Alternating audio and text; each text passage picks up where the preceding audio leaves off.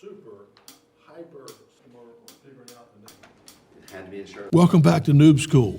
As always, we're interviewing great business people, and these stories are meant to help you get better at sales. Don't forget to check out noobschool.org and contact me if I can help you with your sales. Enjoy the show. All right, Derek, let's start with something fun. I never heard of Clarkston University. Tell me about where you went to school. Well, at least you said it right. Clarkston Clarkston. Clarkston. Yeah. A lot of people call it Clarkston. No. Is there a Clarkston? Clarkston. ST? I don't know. Clarkston. Yeah. So Clarkston is a small, kind of like engineering school at the very top of New York State, up in Potsdam. Okay. So it's like the closest big city is actually in Canada. Okay. Wow. So yeah, I grew up in New York State, kind of Western New York. Yeah. And went north. Realized my error there, and then went. It's getting colder. South. It's getting colder. Yeah, we used to compare the funny part of this. In the winter, we used to pull up on our computers like what the temperature was in Russia versus where we were, and there usually wasn't a lot of difference. Jeez. So it's just cold. And so, what kind of engineering did you study there? Mechanical. Mechanical engineering. Yeah. Okay. Because I like building things and I like taking stuff apart. So that's what made most sense to me. Yeah. Okay. And so you got that degree from Clarkson, and then what happened? So then I went off, into the workforce like everyone else does. Yeah. And I did a couple internships at Corning Incorporated, kind of cut my teeth there on some things, and then I started at Citgo Petroleum after I graduated. And I worked as a project engineer for like pipeline stuff for like maybe a year and a half. Didn't love doing that. Yeah. And then ended up here in Greenville.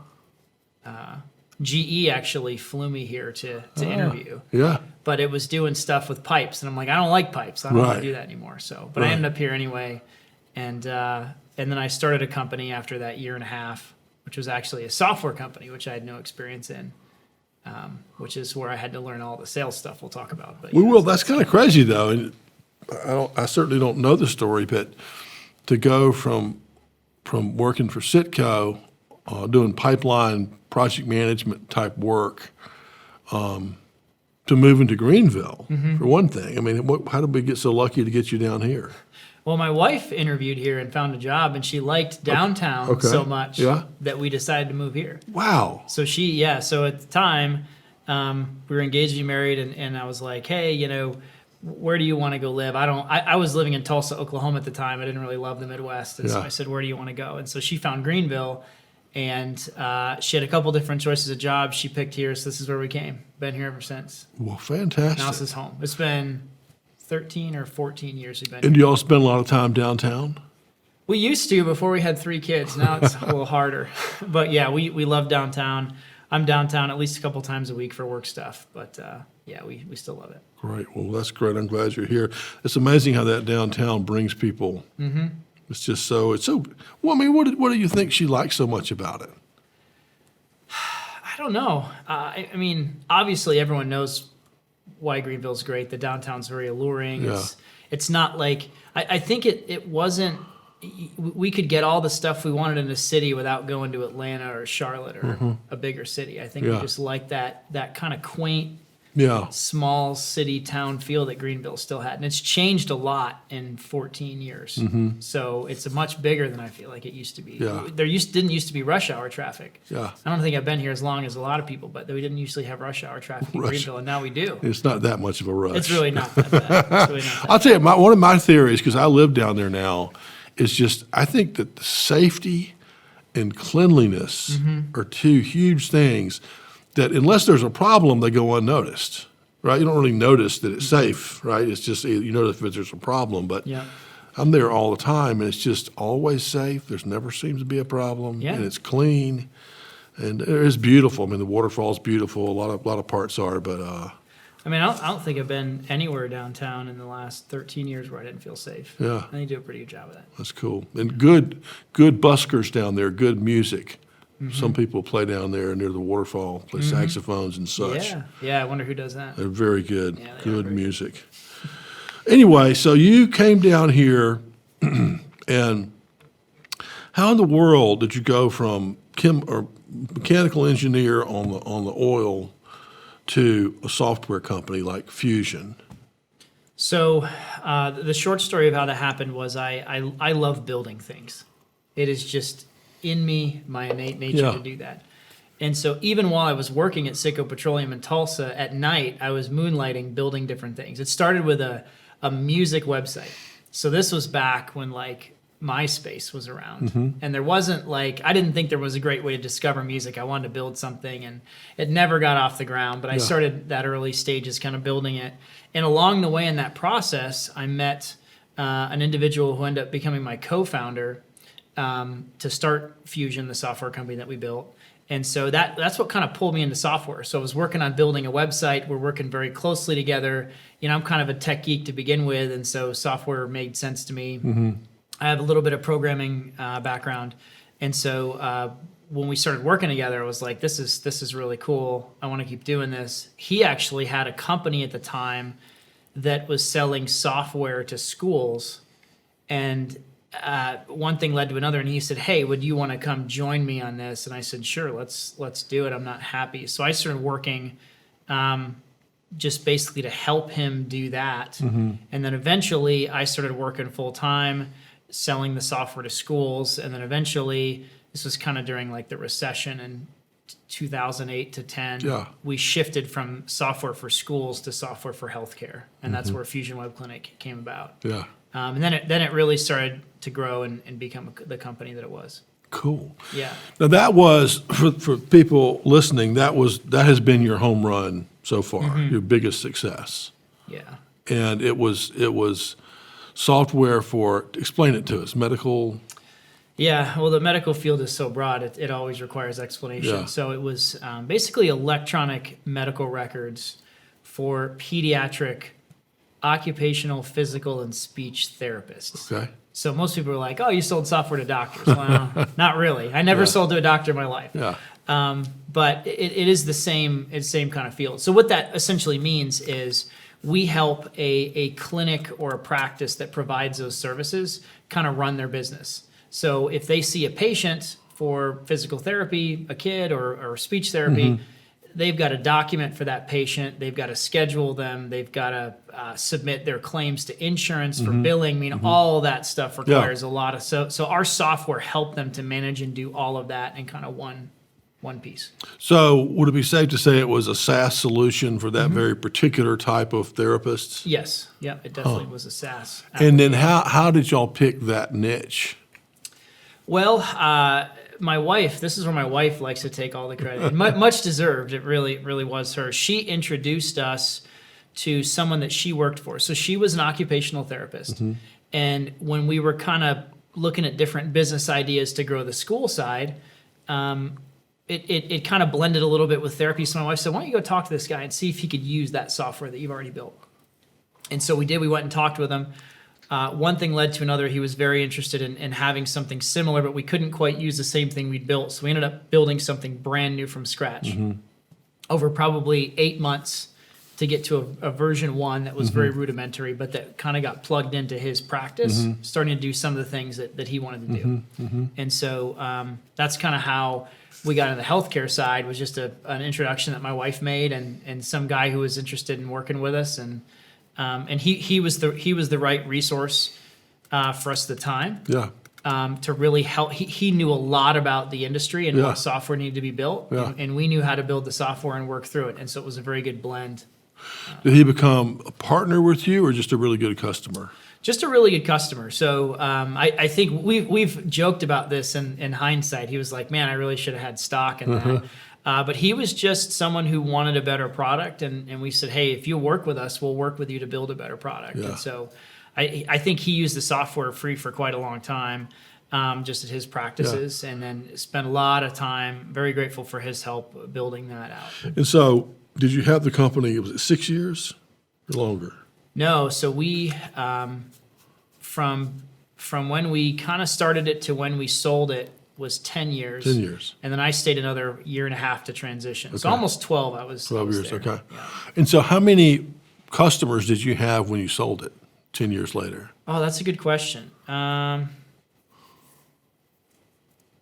maybe when we sold, maybe it was in the 600, 700-ish range. Wow. Yeah. Yeah. We were probably somewhere between 18 and 25% of the national market share for what we were selling to. Very good. Yeah. Very good.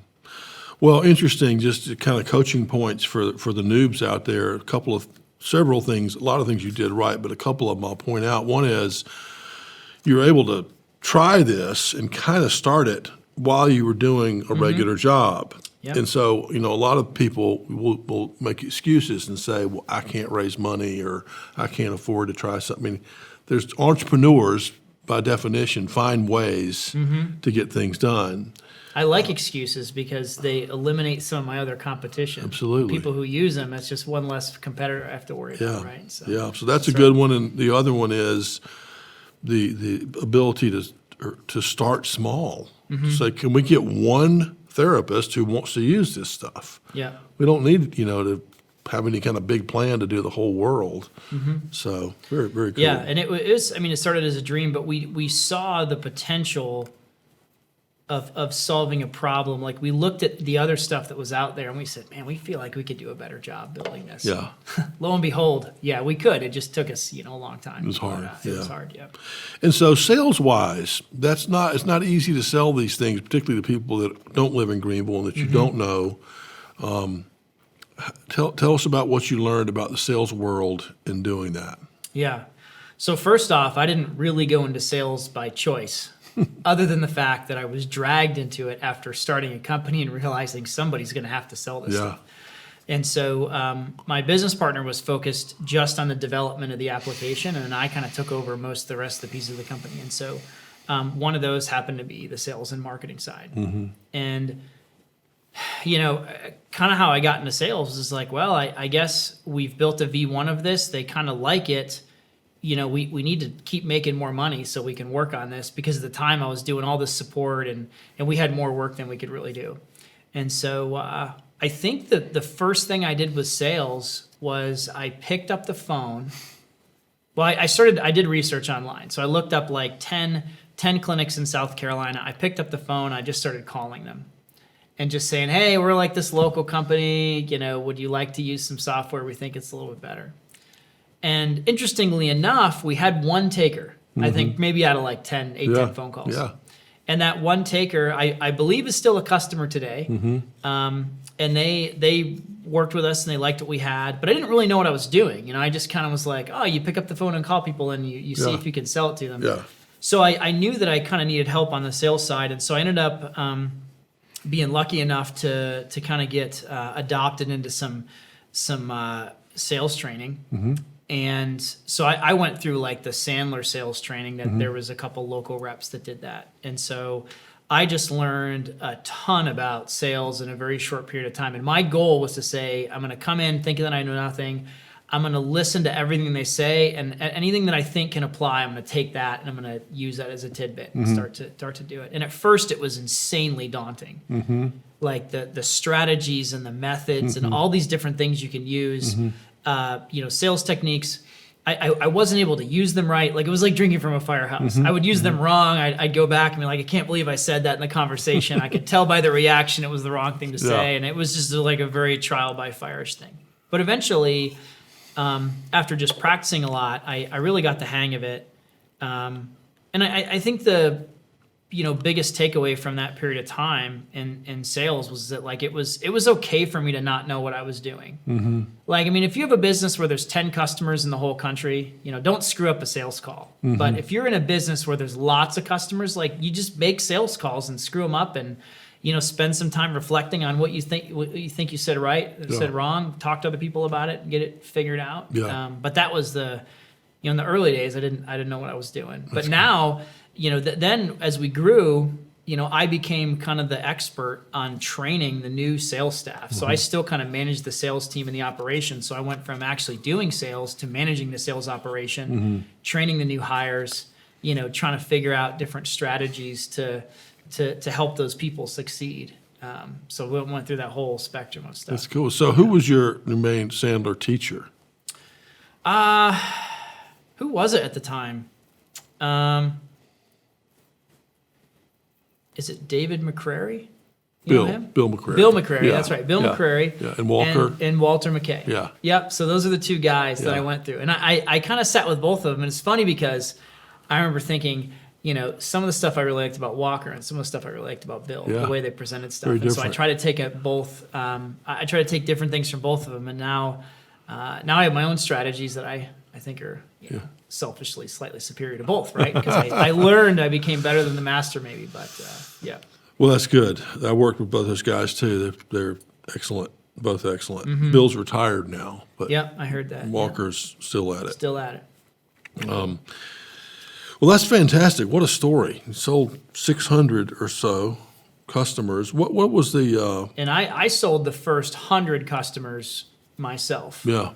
And then we ended up hiring our first salesperson, which was pretty interesting, but we got some more business. And so, but the first 100 I directly sold pretty much more or less, and then the rest were sold by somebody else. Okay. And what's the price point on that? So it was anywhere from, we changed pricing quite a bit over the 10 years, but it was anywhere from probably 100 to a couple $1,000s a month. Per clinic. Per clinic, yeah. Okay. So we had ones that were single user paying us $100 a month to, 30, 40 therapists paying us $5,000 a month to use it throughout their multi-site location clinics. Yeah. That's great. So one more question about Fusion. What was the best way you found to market, or let's just say generate leads in this field? So early on, it was very much word of mouth. So we would have customers that we would sell, spend a lot of time making sure they really liked the product, and then they would tell other customers about it, and then they would call us up. It was a great warm lead right there. Yeah. But there was still some cold calling involved, a lot of website SEO work. But yeah, early on, it was very much word of mouth. But during that period, we're also growing pretty slowly. It wasn't until we started to snowball a little bit where a lot of people knew our name, and a lot of we were doing a lot of website work. I mean, spending tens of thousands of dollars a month on marketing, plus all the everything else that we were doing. Yeah. We started to grow really, really fast. But Okay. it was. I think we didn't. I didn't like cold calling. I just didn't like doing it. Yeah, join the club. Yeah, nobody does, right? And so I wouldn't do it most of the time. Now it sounds great when I say I called the first 10 customers and one picked up, right? But 10 isn't gonna give you a good sales career, right? If that's all you ever do. So I didn't really like cold calling, and so I didn't do it much. And I would say an early lesson to me is that you just have to pick up the phone and do it. I mean, you can't procrastinate on the things. If part of your sales job is generating your own leads, which in a lot of cases it is. Yeah. I mean, there is certain amount of work you have to put in just to be able to generate the leads that you need. But I think a big part of that I learned in Sandler and just my own experience that a lot of people don't understand is that as a salesperson, my job wasn't to sell to everybody. It was to find the people that were going to buy it as quickly as humanly possible and sell to them. Yeah. Forget everybody else because they just waste your time. And so we would ask a lot of, we kind of turned it into a game, and that's when it became a little bit more fun. So a game of like, whether you're cold calling or it's a warm lead, how quickly can you figure out if this person's going to buy or not? Can you do it in one call? Can you do it in two? And so we started to internally kind of make this more entertaining, and that really helped us to turn into a better sales organization just by explaining to people, or just by asking, a lot of questions. Right. And trying to figure that out really. We're very inquisitive sales method. Yeah. Well, that's good. That's good. That's a great message for the noobs also is, there's 7 billion people in the world. We're not going to sell them all. Which ones we're going to sell. If we could only know that ahead of time, right? So. Yeah, and there's people that you'll sell to later. They just aren't ready now. Yeah. And so the idea was too is that, all right, if I have 100 people in my pipeline, or if I cold call a certain amount, a lot of people aren't going to be ready to buy. They might be the perfect customer, but they're still not ready to buy for some reason. And so to spend too much time on them. That's a great part where they shuffle over to the marketing funnel and they get drip campaigns and all that automated stuff, right? And so, but on the sales side, I had to be very very selfish with my time, just in asking a lot of questions and figuring out, okay, if I think this person's going to buy, like if I have a quota and I've got to close 5 sales this month, which 5 do I think are going to close that I want to spend my time on to make sure I hit that mark, and which one should I not spend my time on, and just really hyper focus there.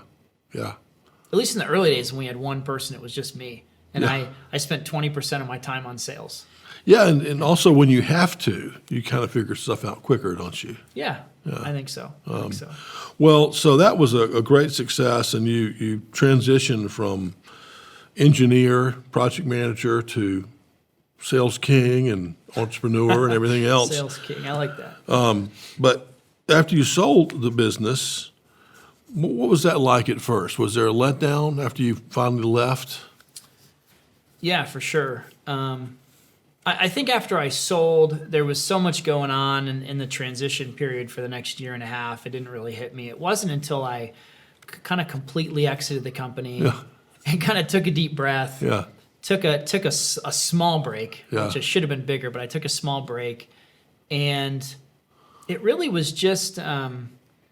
It was a letdown. I don't know any other way to put it. It wasn't a letdown. It was just okay, well, that's over. 10 years flew by, and then it was kind of like, I guess I got to figure out what I'm going to do with my life now again. And well, you might not remember, but that moment is about where you and I met.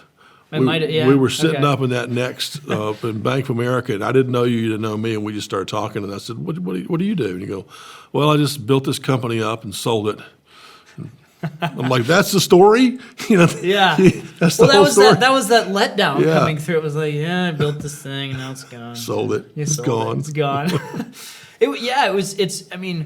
It becomes your baby. And I think the smartest people, you don't let what you do become who you are. Yeah. And I think that is one of the big lessons I also learned in sales is, as a salesperson, you can't let the fact of whether or not someone buys to help for you to determine your self-worth. Right. Either way. Exactly. Yeah. Either way. You're not an amazing person if you sell more than anyone else, and you're not a terrible person if you sell less. It has nothing to do with your personal identity. Yeah. There's so many factors that go into that. And so, but mine, because it was my first time, I'd spent, so many years building this company. It was my baby, and I was very attached to it. Yeah. So, when the umbilical cord was cut and I was gone, it was kind of like, oh man, this is real now. I don't know who I am or how I feel about things. And very much of my identity was wrapped up in that. And I probably, to some extent, still recovering from that a little bit. Because it is very hard to separate your career and what you do from who you are as a person, I think. Yeah, it is. It is. But at least recognition's a good first step. Kind of to understand it. Yeah. So you transitioned to an entrepreneur in residence at Furman, and tell us what that is and how that went. Yeah. So I was Furman University's first entrepreneur in residence. I was like the experiment. Yeah. And so they wanted to really kind of propel the university in a direction that was very innovative. And so they were launching this whole institute, and a lot of that was in the work. And so they brought me in. They said, hey, we really like you to mentor students, teach a class on entrepreneurship.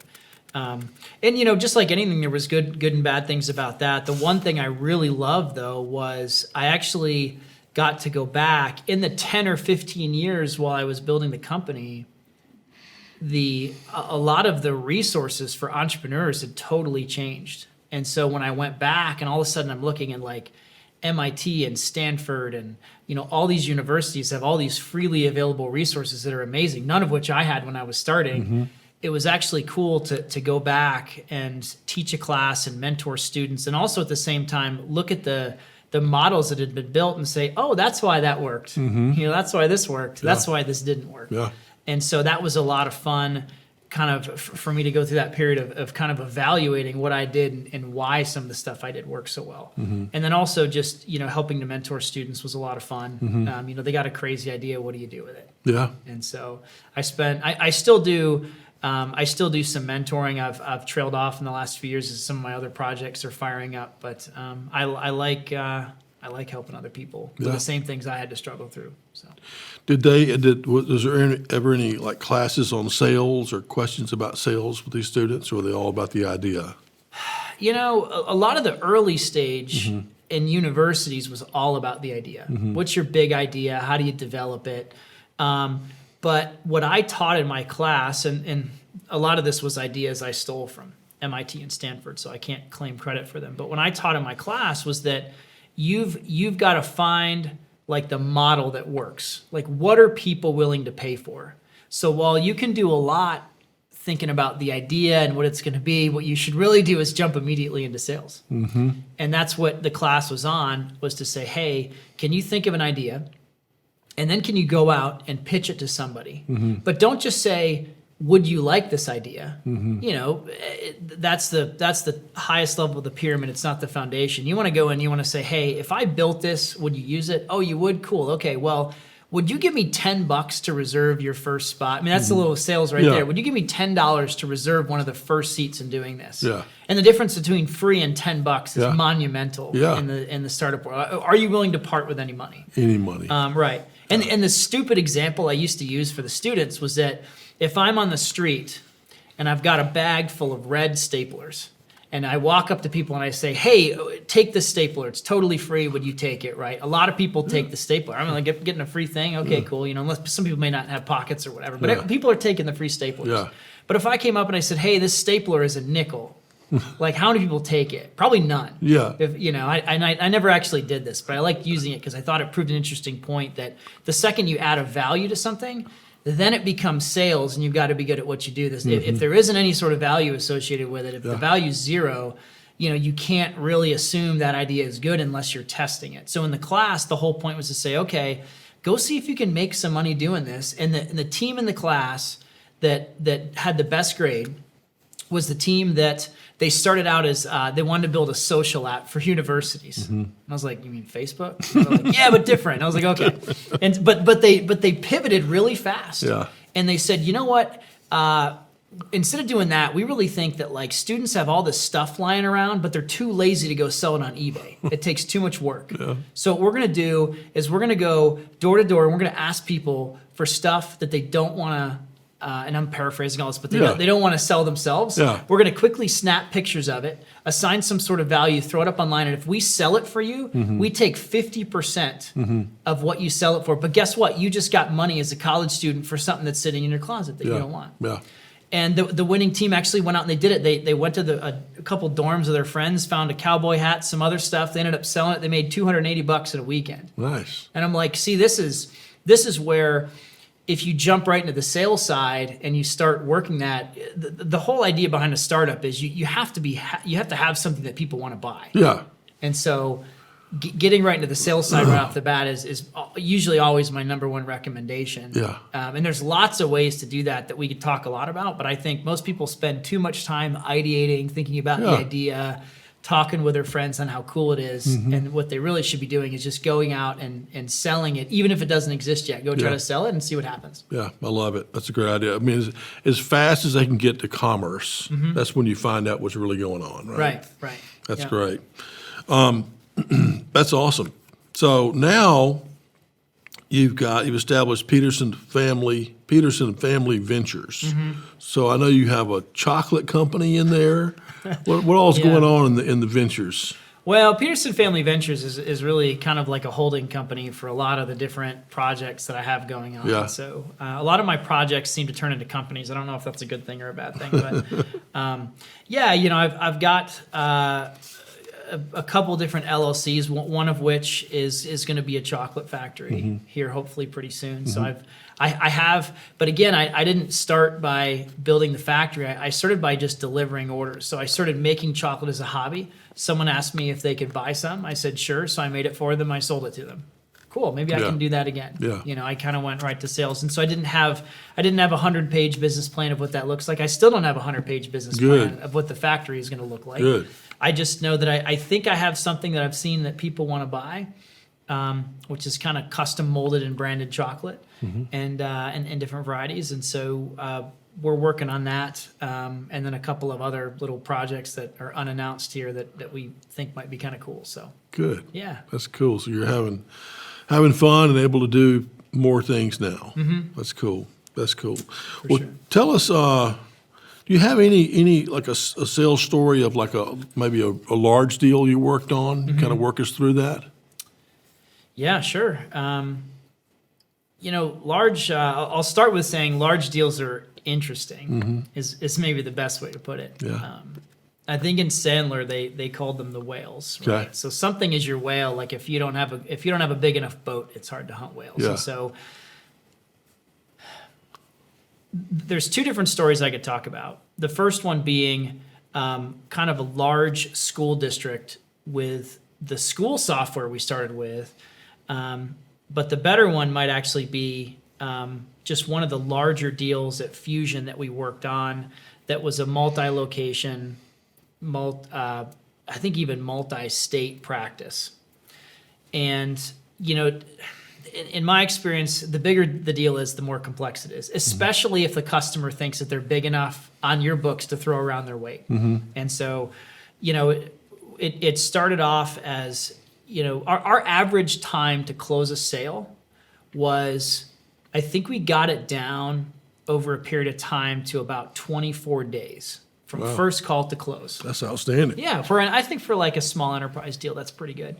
But for big deals, that wasn't necessarily true. Sure. And not only that, but even if you could close it in that period of time, and I'll speak a little bit in generalities because it's actually been a while. I don't remember all the details of this, but I remember on every big deal that we worked on, it wasn't like they call you up, you have a discovery conversation, you learn all about them. Then the next call, you prepare a demo that targets all the things that they want to see solved, and you do the demo. And at the end, you ask them to make a decision. The large deals don't really work that way. The large deals, you do a discovery call with one person, and then they bring a team of people on for the next call, and you answer all the same questions over and over again for 3 or 4 calls. And then you go into multiple demos with different stakeholders.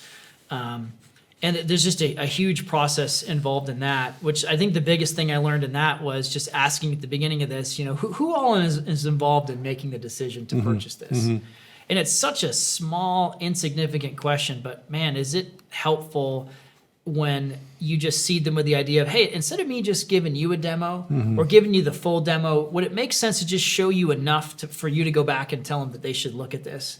And so we did on big deals. We would say, you know what, if this is not the decision maker and they're just the person who's passing our name along to the people who are, can we do a 15-minute demo instead of a 1-hour demo? And the answer was almost always yes. From their perspective too? Yeah. Yeah. Yeah, because we would ask them, we'd say, listen, we've done this a few times, and if we give you a 1-hour demo, we're going to keep doing it to different people, and you're going to get really bored, and what questions do you need us to answer for you to pass us along? Because honestly, if we can do that in 15 minutes, I'm saving 45 minutes of your day. Yeah. That's how we would phrase it. So I can give you I can bore you. That's how we used to say it. I can bore you with a 1-hour demo, or I can answer just what you want to know in 15 minutes to help you. And most people were like, oh yeah, let's do that. Yeah. And they don't like it any more than we do. No. And what happened was all of our competitors were still using like the old tried and true in air quotes method of, here's my scripted 1-hour presentation that you must sit through in order to get to the next step. And here's how security works. Right. And I was just like, what do you want to know? And they were like, well, are you secure? Yes. Here's the layers of security. Okay, cool. That checks those boxes. And can you document? Yes. Can you schedule? Yes. Okay, awesome.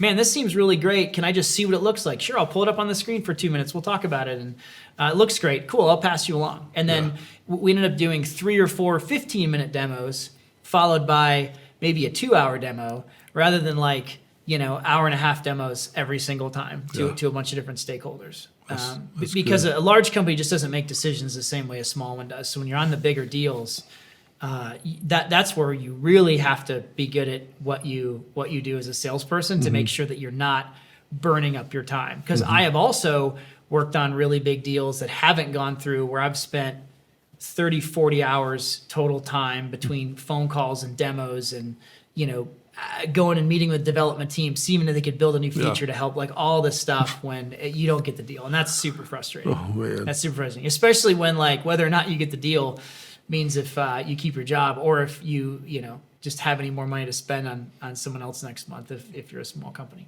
So.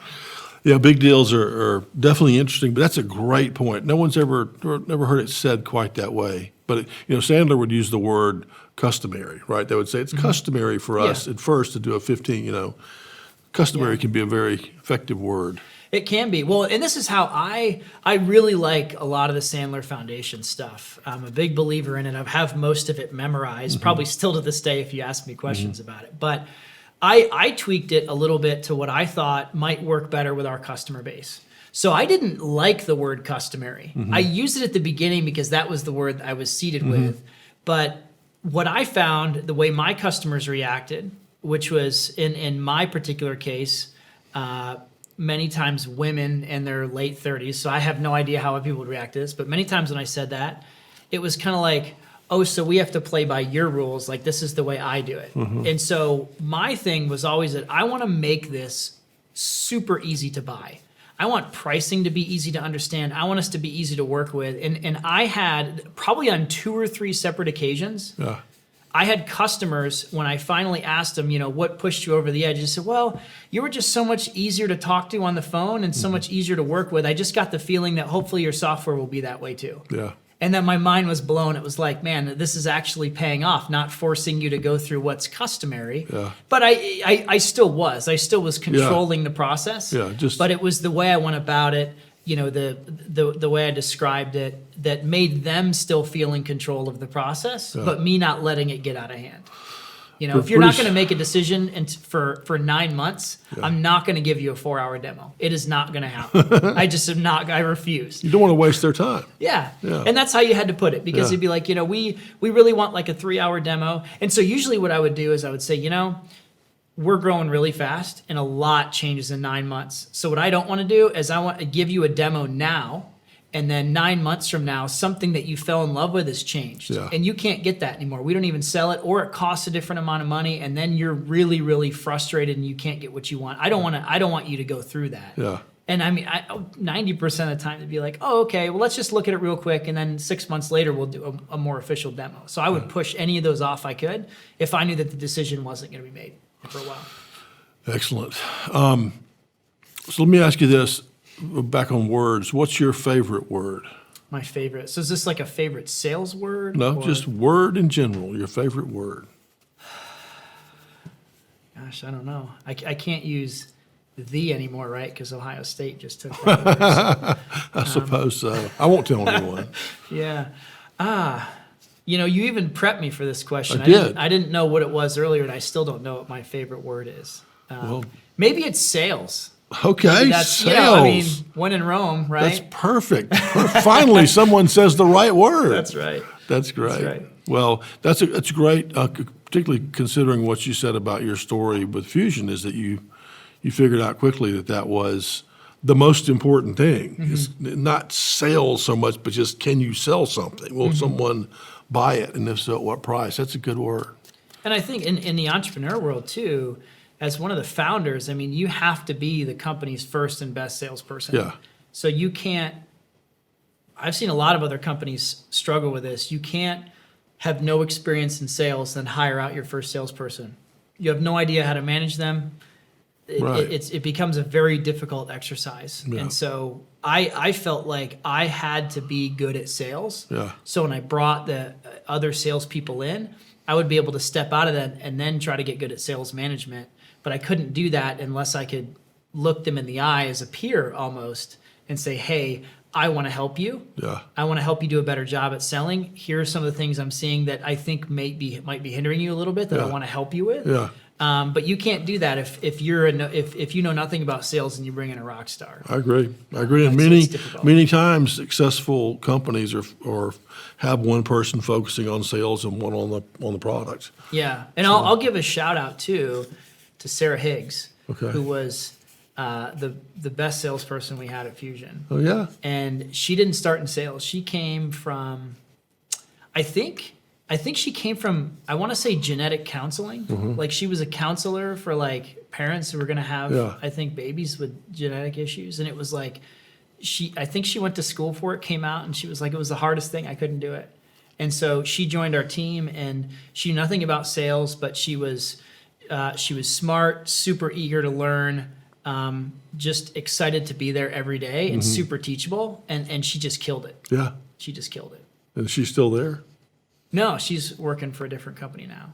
But I miss her because she was just like the ideal person to bring in, to come in that doesn't know much. You teach them and then they do a great job. Yeah. Not this, ringer that's like, oh, I already know how to do all that. Yeah. They're not meeting their quotas. Everyone's dealt with those people. This was the exact opposite. It was a very pleasant experience. Good. And it was awesome. Well, one last question.